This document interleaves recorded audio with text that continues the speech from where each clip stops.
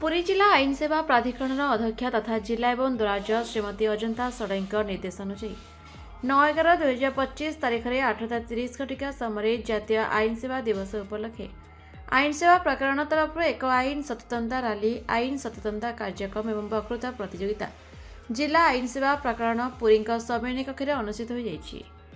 आज यह कार्यक्रम को पुरी जिला आईन सेवा प्राधिकरण सचिव श्रुत परितोष कुमार सेठी उद्घाटन करने सहित निज वक्तव्य रही आईन सहायता व्यवस्था उपर आलोचना करने सहित आईन सेवा प्राधिकरण अधिनियम 1987 विभिन्न विधि व्यवस्थार उद्देश्य एवं आभिमुख्य, निःशुल्क आईन सेवा योग्य हिताधिकारी, लोक अदालत, मध्यस्थता केन्द्र, न्याय संयोग 15,100 एवं सम्मुख कार्य विषय अवगत करने सहित आईन सेवा कौन एवं आईन सेवा पाइबापी क्यों क्यों माने योग्य से विषय आलोचना करते।